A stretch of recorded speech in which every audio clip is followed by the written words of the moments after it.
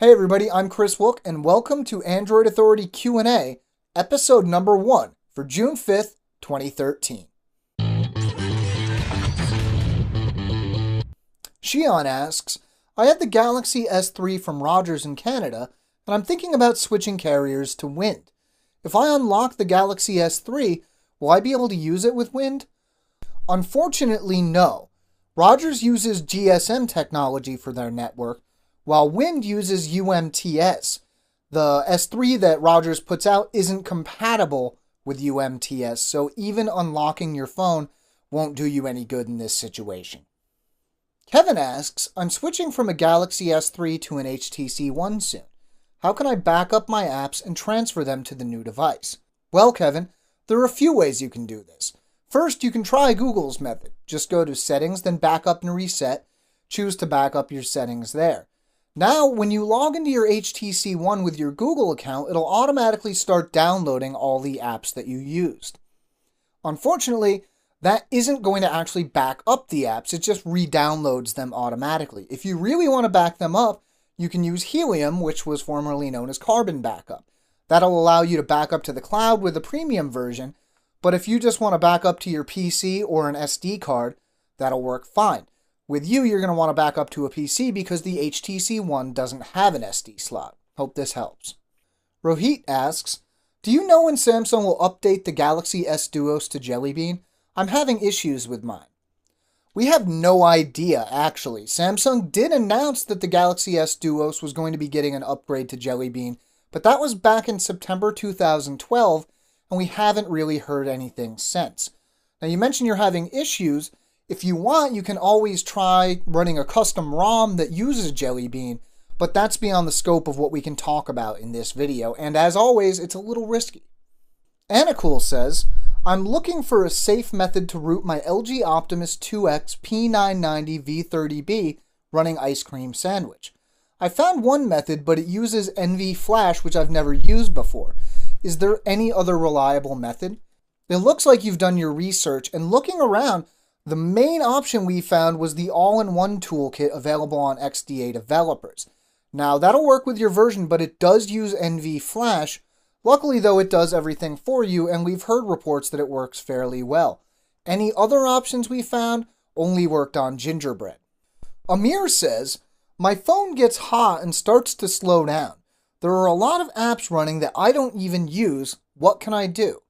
Without knowing what phone or version of Android you're running, it's hard to give you specific advice, but there are a couple general things that might help. For one, try uninstalling apps. Now, if these came pre-installed on your phone, you probably won't be able to get rid of them, but you might be able to disable them and keep them from running.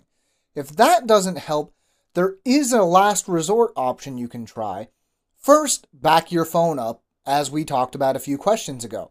Then go into that same menu, Settings, Backup and Reset, and reset your phone, but again, make sure you're backed up.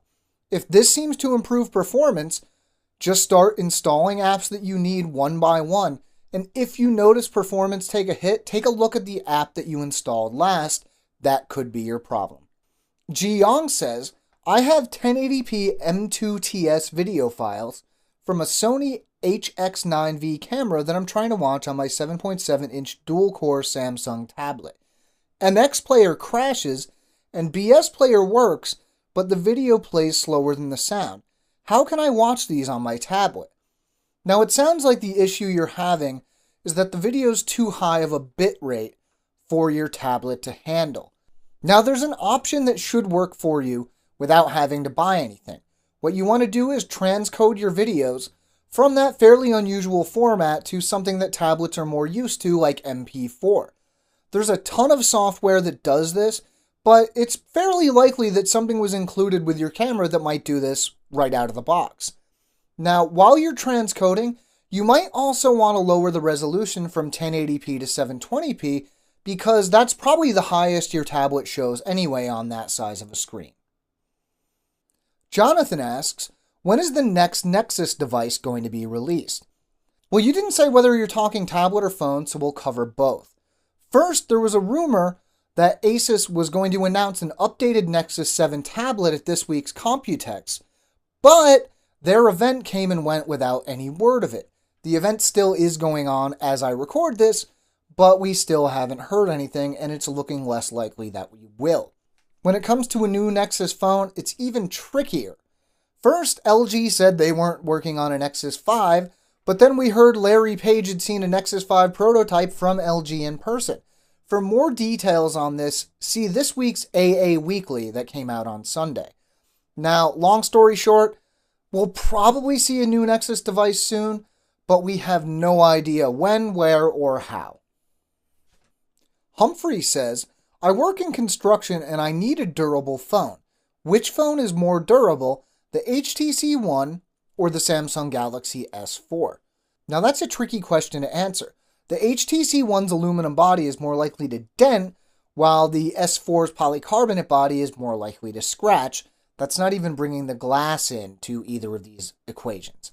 What I would do is leave durability out of it and pick the phone you want based on the features you want, then just get a really tough case. Because if you do that, you're pretty well covered, especially if you use a good screen protector as well.